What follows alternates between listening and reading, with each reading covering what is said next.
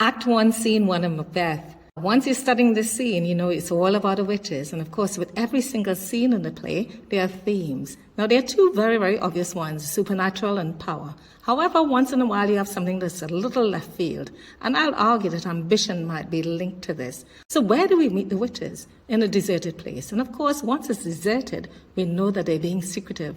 And therefore, Shakespeare is reinforcing that whole idea of deception right away, just from that. And then he uses pathetic fallacy with the words thunder and lightning.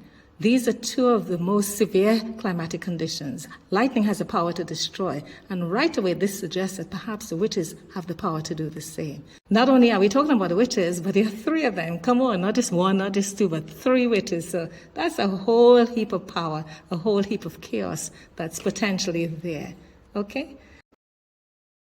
Have you noticed that when the witches speak, that the first witch speaks first?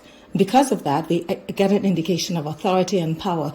What about the use of this conjunction or? Again, indicating that witches have the power to decide on the weather or control the weather, showing how unusual they are.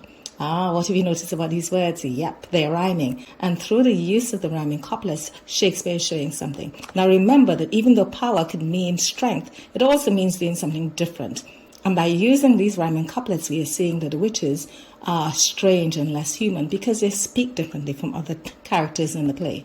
So let's look at this word hurly-burly. While it refers to the battle, it could also refer to chaos and disorder, therefore linking the witches to chaos and disorder.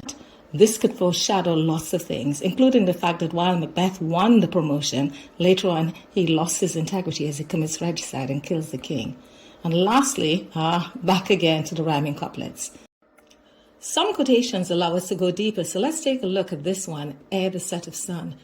On the face of it, it seems as if the witches have the power to know when the battle would end, that is at sunset. However, use of the phrase could be a visual metaphor for what later happens to Macbeth. For example, sunsets are beautiful and glorious, and during the battle we later hear about, Macbeth's actions are praised through the sergeant's account.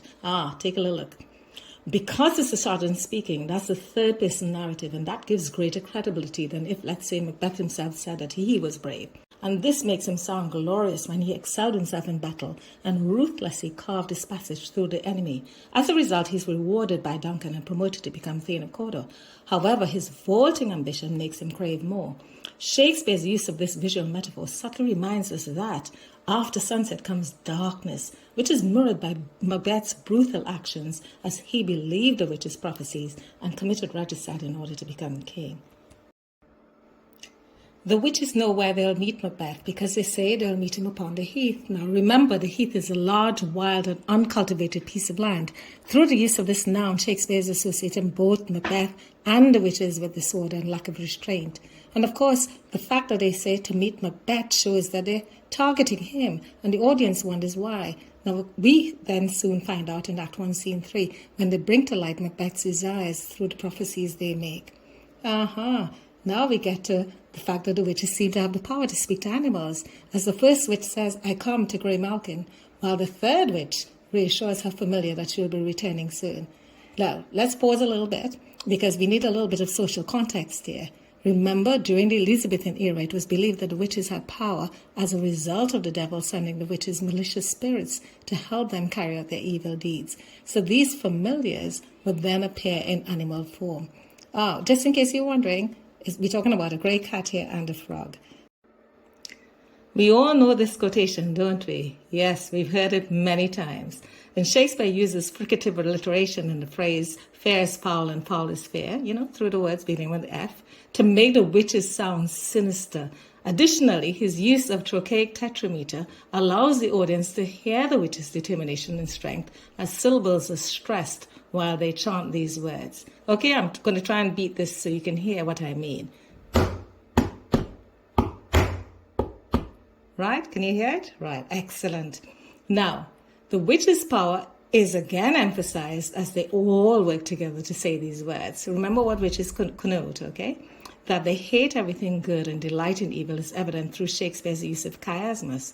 Words themselves connote that the witches have the power to reverse the order of things by making good become bad and vice versa. Now, while you're studying, try to look out for some of the simple words and the simple language techniques because they're equally effective. For example, this verb hover.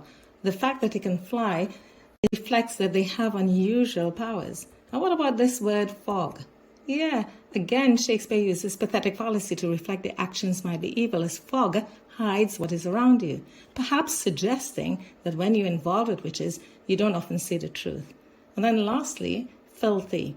Yep, get it? Again, the quality of air indicated by the adjective filthy reflects the conditions within which they are most comfortable. Right, well done. That takes us to the end of Act 1, Scene 1. Look at how much you've achieved. So take your time and go through all the videos to help you remember all the key points.